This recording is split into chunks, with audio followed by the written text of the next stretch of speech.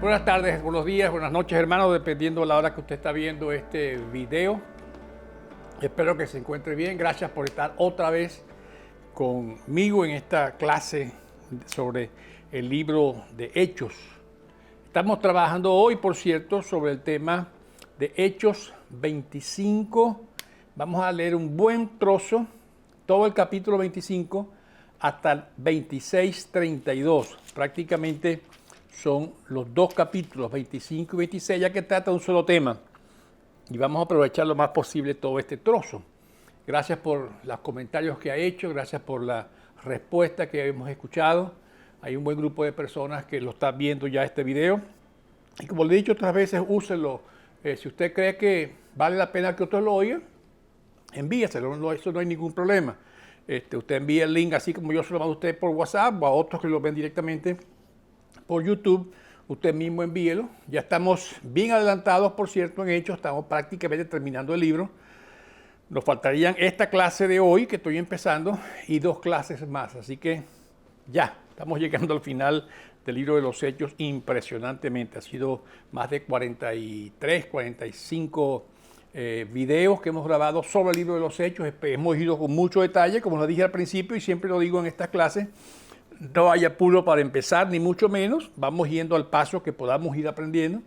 Y yo espero que ustedes lo hayan aprovechado. Y yo lo he aprovechado personalmente, me he edificado este libro y otras personas que también están viendo el libro personalmente conmigo también se han edificado. Y otras personas que me han comentado que han visto los videos también, gracias a Dios por eso. La honra y la gloria siempre es para el Señor y nunca para nosotros. Como dije, hoy nos toca estudiar los 2 capítulos 25 y 26 del libro de los Hechos. Vamos a orar y así doy el comienzo a esta lectura larga, pero les aseguro que les va a llamar la atención porque es una historia prácticamente bastante interesante y yo diría que se puede hacer una película con ella tranquilamente. Vamos a orar. Padre, gracias por la bendición de estar aquí juntos una vez más. Gracias por poder compartir con mis hermanos estas verdades espirituales y te ruego que nos dirijas por tu Espíritu Santo a tu palabra es la verdad, y que mis defectos como humano no interrumpan el perfecto mensaje de tu Espíritu Santo para nosotros. Bendice a cada hermano, a cada hermana que está viendo este video, guárdale, sigue, Señor, dirigiendo y formando su vida para la gloria tuya. En Cristo Jesús pedimos todas estas cosas. Amén y amén. Bien, estoy leyendo entonces Hechos capítulo 25 y 26 completo. 3 días después de llegar a la provincia, Festo subió de Cesarea a Jerusalén. Entonces los jefes de los sacerdotes y los dirigentes de los judíos presentaron sus acusaciones contra Pablo. Insistentemente le pidieron a Festo que les hiciera el favor de trasladar a Pablo a Jerusalén. Lo cierto es que ellos estaban preparando una emboscada para matarlo en el camino. Festo respondió: Pablo está preso en Cesarea y yo mismo partiré en breve para allá. Que vayan conmigo algunos de los dirigentes de ustedes y formulen allí sus acusaciones contra él, si es que ha hecho algo malo. Después de pasar entre los judíos unos 8 o 10 días, Festo bajó a Cesarea. Al día siguiente convocó al tribunal y mandó que le trajeran a Pablo. Cuando éste se presentó, los judíos que habían bajado de Jerusalén lo rodearon, formulando contra él muchas acusaciones graves que no podían probar. Pablo se defendía: no he cometido ninguna falta, ni contra la ley de los judíos, ni contra el templo, ni contra el emperador. Pero Festo, queriendo congraciarse con los judíos, les preguntó: ¿está dispuesto a subir a Jerusalén para ser juzgado allí ante mí? Pablo contestó: yo estoy ante el tribunal del emperador, que es donde se me debe juzgar. No les he hecho ningún agravio a los judíos, como usted sabe muy bien. Si soy culpable de haber hecho algo que merezca la muerte, no me niego a morir. Pero si no son ciertas las acusaciones que estos judíos formulan contra mí, nadie tiene el derecho de entregarme a ellos para complacerlos. Apelo al emperador. Después de consultar con sus asesores, Festo declaró: has apelado al emperador irás. Pasados algunos días, el rey Agripa y Berenice llegaron a Cesarea para saludar a Festo. Como se entretuvieron allí varios días, Festo le presentó al rey el caso de Pablo. Hay aquí un hombre, le dijo, que Félix dejó preso. Cuando fui a Jerusalén, los jefes de los sacerdotes y los ancianos de los judíos presentaron acusaciones contra él y exigieron que se le condenara. Les respondí que no es costumbre de los romanos entregar a ninguna persona sin antes concederle al acusado un careo con sus acusadores y darle la oportunidad de defenderse de los cargos. Cuando acudieron a mí, no dilaté el caso, sino que convoqué al tribunal al día siguiente y mandé a traer a este hombre. Al levantarse para hablar, sus acusadores no alegaron en su contra ninguno de los delitos que yo había supuesto. Más bien tenía contra él algunas cuestiones tocantes a su propia religión y sobre un tal Jesús ya muerto, que Pablo sostiene que está vivo. Yo no sabía cómo investigar tales cuestiones, así que le pregunté si estaba dispuesto a ir a Jerusalén para ser juzgado allí con respecto a sus cargos. Pero como Pablo apeló para que se reservara el fallo al emperador, ordené que quedara detenido hasta ser remitido a Roma. A mí también me gustaría oír a ese hombre, le dijo Agripa a Festo. Pues mañana mismo lo oirá usted, le contestó. Al día siguiente, Agripa y Berenice se presentaron con gran pompa y entraron en la sala de la audiencia acompañados por oficiales de alto rango, por las personalidades más distinguidas de la ciudad. Festo mandó a que le trajeran a Pablo y dijo: Rey Agripa y todos los presentes, aquí tienen ustedes este hombre. Todo el pueblo judío me ha presentado una demanda contra él, tanto en Jerusalén como aquí en Cesarea, pidiendo a gritos su muerte. He llegado a la conclusión de que él no ha hecho nada que merezca la muerte, pero como apeló al emperador, he decidido enviarlo a Roma. El problema es que no tengo definido nada para escribir al soberano acerca de él. Por eso lo he hecho comparecer ante usted, y especialmente delante de usted, Rey Agripa, para que como resultado de esta investigación tenga yo algunos datos para mi carta. Me parece absurdo enviar un preso sin especificar los cargos contra él. Entonces Agripa le dijo a Pablo: tienes permiso para defenderte. Pablo hizo un ademán con la mano y comenzó así su defensa. Rey Agripa, para mí es un privilegio presentarme hoy ante usted para defenderme de las acusaciones de los judíos, sobre todo porque usted está bien informado de todas las tradiciones y controversias de los judíos. Por eso le ruego que me escuche con paciencia. Todos los judíos saben que he vivido desde que era niño, desde mi edad temprana entre mi gente y también en Jerusalén. Ellos me conocen desde hace mucho tiempo y pueden atestiguar, si quieren, que viví como fariseo, de acuerdo con la sexta secta más estricta de nuestra religión. Y ahora me juzgan por la esperanza que tengo en la promesa que Dios hizo a nuestros antepasados. Esta es la promesa que nuestras 12 tribus esperaban alcanzar, rindiendo culto a Dios con diligencia día y noche. Es por esta esperanza, oh rey, por lo que me acusan los judíos. ¿Por qué les parece a ustedes increíble que Dios resucite a los muertos? Pues bien, yo mismo estoy convencido de que debía hacer todo lo posible para combatir el nombre de Jesús de Nazaret. Eso es precisamente lo que hice en Jerusalén. Con la autoridad de los jefes de los sacerdotes, metí a la cárcel a muchos de los santos, y cuando lo mataban, yo manifestaba mi aprobación. Muchas veces anduve de sinagoga en sinagoga, castigándolos para obligarlos a blasfemar. Mi obsesión contra ellos me llevaba al extremo de perseguirlos incluso en ciudades del extranjero. En uno de estos viajes iba yo hacia Damasco con la autoridad y la comisión de los jefes de los sacerdotes. A eso del mediodía, oh rey, mientras iba por el camino, vi una luz del cielo, más refulgente que el sol, que con su resplandor nos envolvió a mí y a mis hombres, a mis acompañantes. Todos caímos al suelo y oí una voz que decía en arameo: Saulo, Saulo, ¿por qué me persigues? ¿Qué sacas con darle cabezazos contra la pared? Entonces pregunté: ¿quién eres, Señor? Yo soy Jesús a quien tú persigues.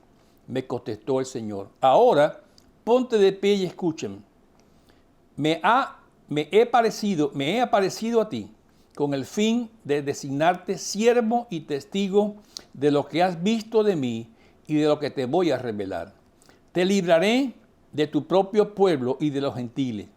Te envío a estos para que les abras los ojos, se conviertan de las tinieblas a la luz y del poder de Satanás a Dios, a fin de que por la fe en mí reciban el perdón de los pecados y la herencia entre los santificados.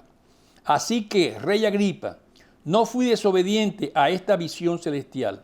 Al contrario, comenzando con los que estaban en Damasco, siguiendo los que estaban en Jerusalén y en toda Judea, luego con los gentiles, a todos les prediqué que se arrepintieran y se convirtieran a Dios, y que demostraran su arrepentimiento con buenas obras. Solo por esto los judíos me prendieron en el templo y trataron de matarme. Pero Dios me ha ayudado hasta hoy. Así que me mantengo firme, testificando a grandes y pequeños. No he dicho sino lo que los profetas y Moisés ya dijeron que sucedería: que el Cristo padecería y que, siendo el primero en resucitar, proclamaría la luz a su propio pueblo y a los gentiles. Al llegar Pablo a este punto de su defensa, Festo interrumpió. «¡Estás loco, Pablo!», gritó. «El mucho estudio te ha hecho perder la cabeza». «No estoy loco, excelentísimo Festo», contestó Pablo. «Lo que digo es cierto y sensato. El rey está familiarizado con estas cosas y por eso hablo ante él con tanto atrevimiento. Estoy convencido de que nada de esto ignora, porque no sucedió en un rincón. Rey Agripa, ¿cree usted en los profetas? A mí me consta que sí». «Un poco más y me convence de hacerme cristiano», le dijo Agripa. «Sea por poco o por mucho», le replicó Pablo. «Le pido a Dios que no solo usted, sino también todos los que me están escuchando hoy lleguen a ser como yo, aunque sin estas cadenas». Se levantó el rey y también el gobernador, Berenice y los que estaban sentados con ellos. Al retirarse de entre sí, al retirarse decían entre sí: «Este hombre no ha hecho nada malo que merezca la muerte ni la cárcel». Y Agripa le dijo: «Se podía poner en libertad a este hombre si no hubiera apelado al emperador». Aquí están estos dos capítulos bien densos, bien completos. Nos tardamos prácticamente 13 minutos en leerlo, pero valdría la pena. Aquí vemos entonces a Pablo encarcelado ya por más de 2 años allá en Cesarea. Los 2 últimos años prácticamente los pasó encarcelados en esa ciudad, bajo el gobierno de Félix en Palestina. Y a este Félix lo sustituye otro emperador llamado Festo, y los judíos aprovecharon ese cambio de gobierno para traer otra vez el caso delante de Festo para ver si lo podía vivir. Pablo lo vio quizás como un chance de cambiar esta situación que por supuesto tenía ya 2 años de duración. Y aquí vemos el proceso que sucede. Festo está llegando a Jerusalén y los judíos aprovechan para traer el caso de Pablo ante él. Y aún esos 2 años después que todavía querían matarlo, por cierto, ¿se acuerdan que habían hecho una promesa de no comer más hasta que lo hicieran? No creo que duraron 2 años sin comer o estarían bastante mal a esta altura. Pero le piden que lo lleve a Jerusalén porque sigue siendo el plan, como lo dice la lectura, de matarlo en el camino. Festo los invita a Cesarea y tratará ya el caso que le están presentando. Estoy repitiendo rápidamente la lectura que ya hice. Los judíos lo acusan sin ninguna base y Pablo se defiende. Es interesante que en varias ocasiones Lucas, que está escribiendo este pasaje, nombra la palabra favor. En el verso 27 del 24, del 25:13, del 25:9, repite la palabra favor. Parece, y eso sucede mucho, por cierto, con las autoridades, deben ciertos favores a ciertos grupos y no pueden tomar decisiones porque hay que favorecer a los grupos que un día me favorecieron a mí. Esto sucede hasta el sol de hoy. Muy difícil era para Pablo tener ese juicio justo, ya que había todo ese favoritismo, pero él pensó que en Roma quizás era un lugar donde el juicio podía ser más imparcial y por eso apeló allá, además de las promesas que el Señor le había hecho, recuerden desde el 23:11, Hechos 23:11, de que él iría a predicar a Roma. Festo consulta con este segundo hombre que lo llaman Rey Agripa ahora, del 25 en adelante, y ese era el famoso Herodes Agripa II, y Berenice su hermana, y había muchos rumores de una relación un poco más personal frente a Agripa y su propia hermana. Lamentablemente esa era la situación de estos emperadores de esa zona en ese tiempo. Había rumores sobre eso, pero Pablo reconoce que ese señor Agripa está bien informado de los casos de los judíos, y lo dice en el 26:3, y a los romanos le consultaban inclusive a este Festo y lo explica todo el caso, le explica este Festo al rey Agripa, ¿verdad? Y especialmente, como ustedes vieron en la lectura, hace un énfasis especial en la resurrección. Se daba cuenta que la resurrección era la clave de todo lo que estaba pasando ahí. Así que vemos a Pablo otra vez en ese juicio, por llamarlo así. Vemos aquí ahora dando él el discurso ante ese rey Agripa con mucha claridad, y lo vamos a estudiar un poco. El rey se presenta ahí con una pompa impresionante, sus vestidos, sus ropas, esta Berenice que era su hermana y aparentemente también su mujer. Presentó, me imagino yo que al lado de Pablo como preso y con su ropa de preso no estaría tan acorde a la situación, pero le hace un resumen de todo esto, ¿verdad? Y prácticamente Festo le dice, este hombre para mí es inocente, pero ayúdeme usted a formular esto. Pablo, por supuesto, hace un discurso muy típico de la defensa con 3 partes, una introducción donde se presenta ante el rey, reconoce al hombre como rey con autoridad, hace una narración de los acontecimientos y, por supuesto, después hace una demostración de los hechos. En esta parte, por supuesto, de la presentación ante el rey ya la leímos, pero en esta parte donde él hace la narración de los acontecimientos, presenta su propio testimonio personal. No tenía nada más que presentar así. Y lo presenta en un antes de ser cristiano, cómo se convirtió y luego en el llamamiento que recibe de Dios. Interesantísimo la forma que él lo hace, vean ese llamamiento. Y los judíos, dice claramente, deberían de reconocer esto. ¿Por qué? Porque yo era uno de ellos, yo salí de ellos, yo pedía autorización de ellos para hacer esto. Y claramente dice, yo era un fariseo apegado a la ley, en el capítulo 26, 6, 7 y otros versículos, pero se le acusa de algo que los mismos judíos creen. Y Pablo les hace ver al rey, o les recuerda al rey, porque el rey lo conocía bien, porque era judío también, aunque colaboraba con Roma.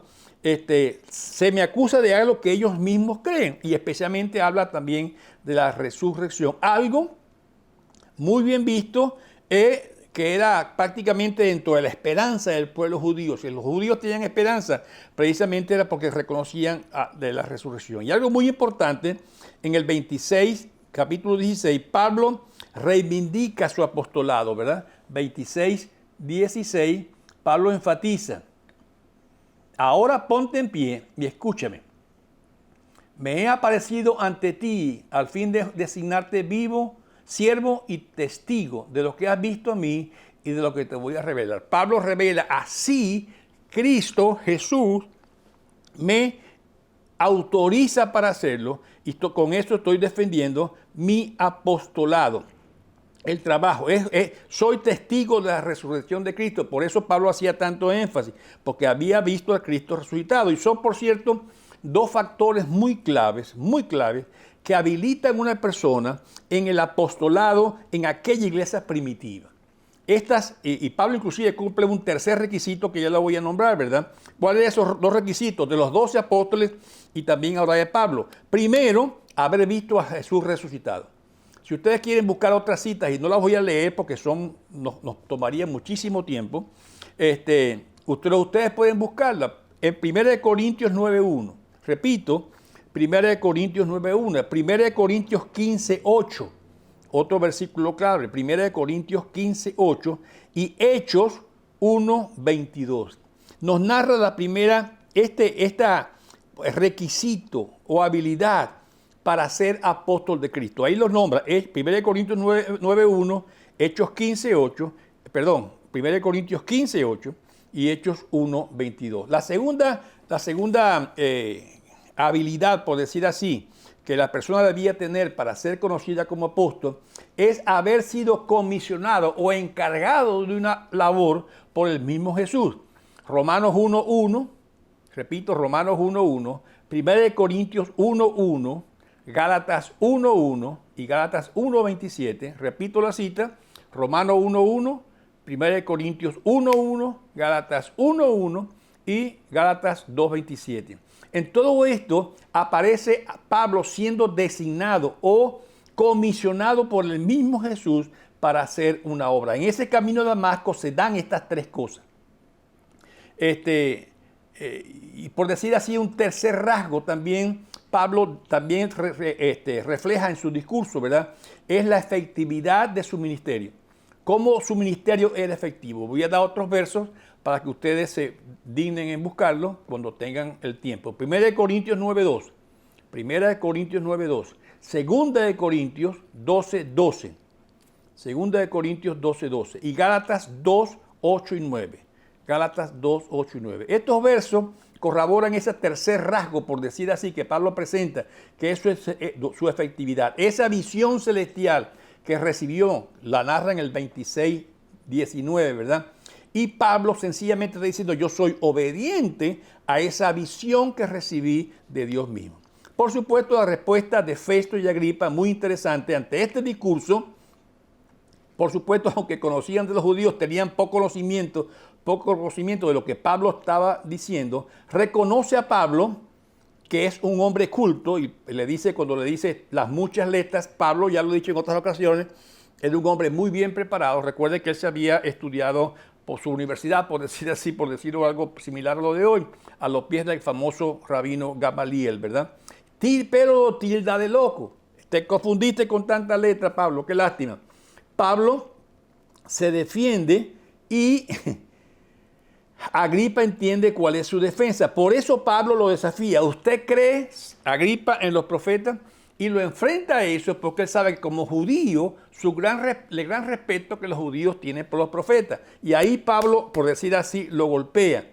¿Cree, señor Agripa, en los profetas? Y prácticamente pone a Agripa entre la espada y la pared. Si él cree, aunque lo podía hacer, pero por su posesión política o su posición política, él no puede admitir que es cierto lo que Pablo está diciendo. Su posición política no lo deja admitirlo. Por eso elude la pregunta en el verso 28, se sacude esa pregunta y responde, por supuesto, con otra manera. El deseo de Pablo dice que todos los que me escuchen aquí vean y crean lo que yo les estoy diciendo. Una cita que refuerza Pablo en ese sentido es 1 Timoteo 2, 1 al 4. 1 Timoteo 2, 1 al 4. Por eso termina la sesión abruptamente, donde prácticamente Festo y Agripa acusan a Pablo de loco y de que está mal de la cabeza, pero no de culpable. Pues ahora dice, no es culpable, pero ¿qué hacemos si ahora apeló a César? No encontramos ninguna situación de culpabilidad. El sistema judicial romano había ayudado a Pablo hasta en este momento, y a muchos cristianos también, por cierto, lo había hecho. Inclusive algunos de los jueces y líderes se habían convertido. Pero otra vez aquí el sistema romano prevalecían, como en todo sistema político, los intereses. Por eso habla mucho Lucas de los favores, los favores y los favores. Se acusa a Pablo y se acusa a Pablo y Festo no hay qué hacer porque no encuentra leer una culpa abierta.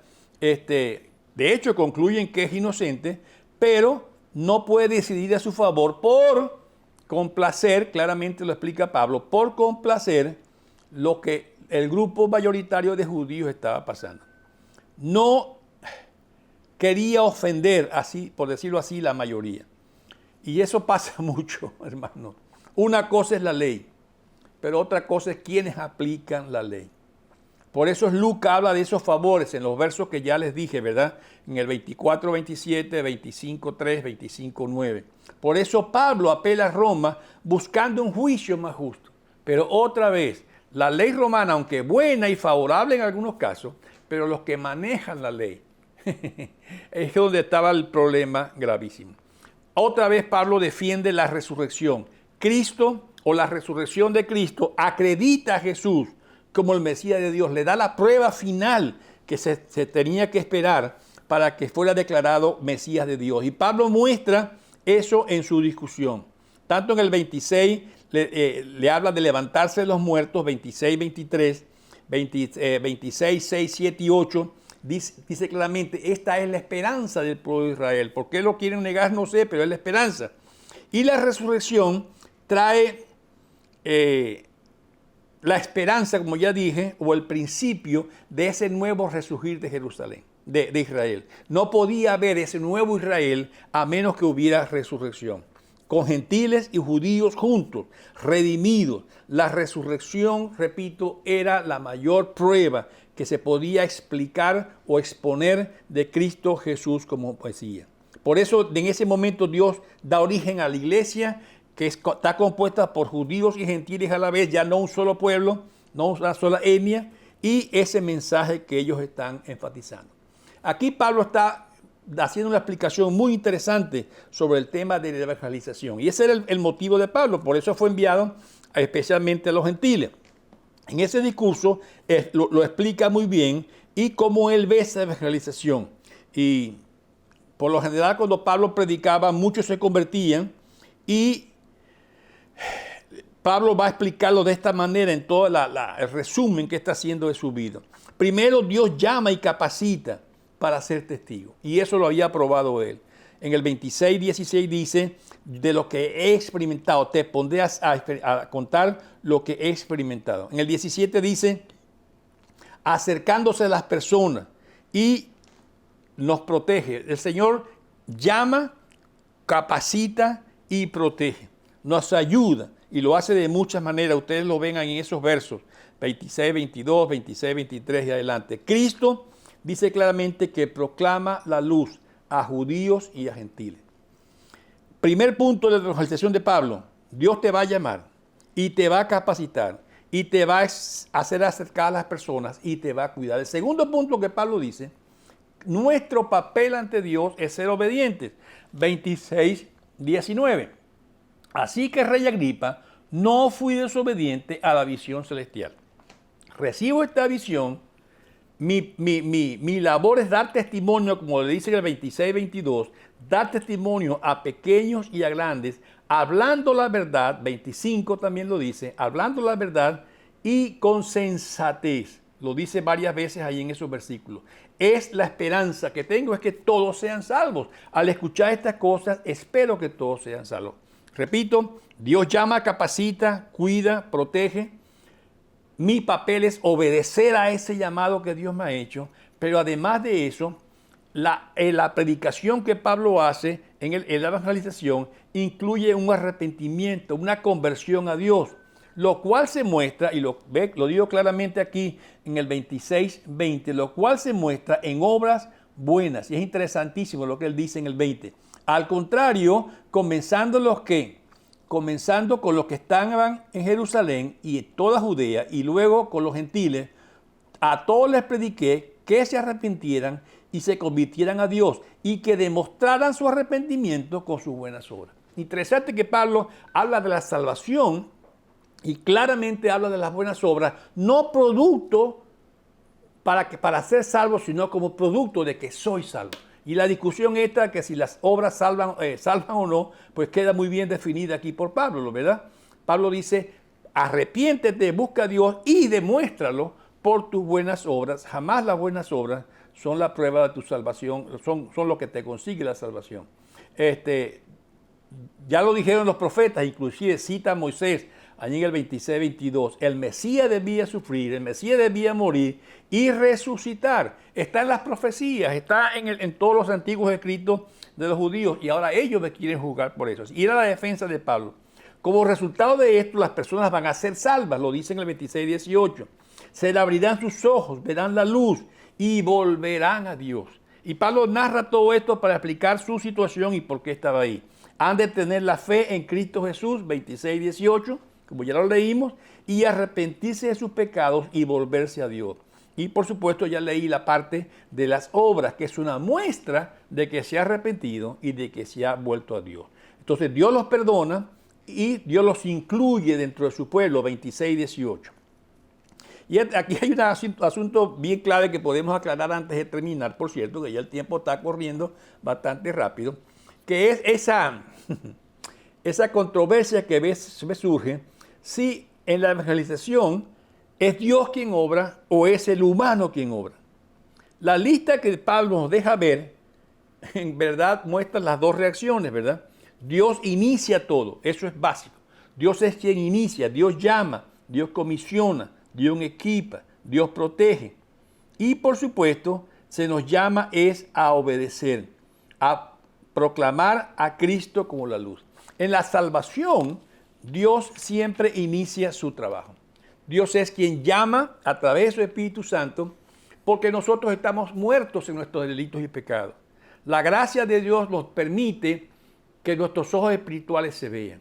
Es un toque del Espíritu Santo muy personal, no tiene nada que ver conmigo, es una decisión de Dios, donde Él me llama así. Cuando me deja abrir los ojos porque me da esa capacidad, entonces yo sí veo a Cristo, su muerte, veo mi pecado y mi separación de Dios, veo todas estas cosas y ahora sí, por voluntad propia, ahora acudo a Dios, pero repito, la iniciación es de Dios y esto es clave entenderlo en el proceso de salvación para todos nosotros. La salvación es un papel de Dios. Él nos da el chispazo de vida porque estamos muertos en nuestros pecados. Un muerto no puede tener chispazo de vida. Y aunque son discusiones que duran mucho, pues está muy claro en la palabra que Dios inicia en nosotros ese chispazo, nos deja abrir los ojos espiritualmente, nos hace ver a Cristo y ahora con estos ojos espirituales abiertos, viendo a Cristo, viendo su santidad, viendo su gracia, viendo su perdón, viendo su muerte, viendo su obra, todo esto nos hace decir, bueno, yo que estoy un pecador sucio, lejos de Dios y busco ahora sí con ese corazón nuevo, busco a Dios arrepentido, me entrego a Él, me acerco a Él y recibo de Él toda esa bendición que hemos hablado en otras ocasiones que ya tenemos por ser salvos. Sepamos nosotros que ese es el proceso de salvación. Dios llama a la persona y luego lo capacita para que predique. Así dijo Pablo, pero en la salvación Dios llama para que podamos ver con nuestros ojos a Jesús. Ahora, hermano, quizás un tema importante para los días de hoy, porque vivimos en países donde las leyes por lo general protegen. Digo por lo general porque hay países donde no está prohibido el evangelio o el cristianismo, pero en nuestros países, la mayoría de nosotros vivimos en países donde aún se nos protege a nuestro favor, pero debemos saber cómo actuar para nuestra conveniencia con esas leyes. Por eso es bueno asesorarnos en el país que vivamos del tipo de ley que existe y de más o menos qué se nos exige ahora que somos cristianos. Y debemos dedicar tiempo a esto para saber cuándo una ley nos beneficia o saber cuándo una ley nos perjudica. Y la resurrección es prácticamente la clave del cristianismo. Es un mensaje clave que debemos dar. Que Cristo ha resucitado, siendo humano, siendo divino, Dios es quien inicia la salvación para nosotros. Hay una frase que aprendí hace mucho tiempo atrás, yo sé que algunos de los que van a oír conocen la frase, cuando hablamos de evangelización y de lo que Dios puede hacer. La frase dice, y es del doctor Bill Bright, presidente fundador de la Cruzada Estudiantil Profesional para Cristo, ya está con el Señor, por cierto. Él decía, proclamamos a Cristo en el poder del Espíritu Santo, dejando los resultados a Dios. La repito, el doctor Bill Bright decía, proclamemos a Cristo en el poder del Espíritu Santo, dejando los resultados a Dios. ¿Cuál es mi papel? Proclamar a Cristo. ¿Cómo lo debo hacer? A través de la capacitación y el poder del Espíritu Santo. Y al fin y al cabo, lo que de ahí surja, no es por mi sapiencia, no es por mi inteligencia, no es por mi elocuencia, no es por mi destreza, los resultados son de Dios. Dios es quien tiene que ir y tocar el corazón de ese hombre muerto, darle vida para que ahora vea a Dios, vea a Jesús lo que Él le ha hecho. Dios, recordemos una cosa, hermanos, para esta clase y para la próxima, Dios es el dueño de la historia. Nunca nos deja solo, nunca deja solo a Pablo. Y la próxima clase va a ser también una lectura larga, pero bien interesante, y un testimonio de cómo Dios no deja solo a Pablo. No nos deja solo a nosotros tampoco, ni nos dejará solo tampoco. No nos desamparará, como no separó a Pablo hasta el final de su día. Como no separó a los profetas, a los otros apóstoles. Unos murieron más jóvenes, otros un poco más ancianos, pero Dios estuvo a su lado, siempre con ellos, sabiendo que al final Dios iba a hacer la obra. Proclamemos a Cristo en el poder del Espíritu Santo y dejemos los resultados para Dios. De Dios es la obra, de Dios es la gloria, de Dios siempre es la bendición. Gracias, hermanos. Espero que piensen en estas cosas, que el Señor les dirija en todo lo que hacen y que esta lección sea de bendición. Padre, gracias por la oportunidad que nos da de compartir y de comunicarnos. Y te pedimos, Señor, que uses esta lección por tu Espíritu Santo. Usa tu palabra, no mis palabras, tu palabra leída, para llegar a nuestros corazones y movernos, Señor, a esa situación donde tú quieres que estemos. Bendito sea tu nombre. En Cristo Jesús lo pedimos. Amén y amén. Gracias, hermanos. Dios les bendiga. Hasta la próxima clase. Hasta luego.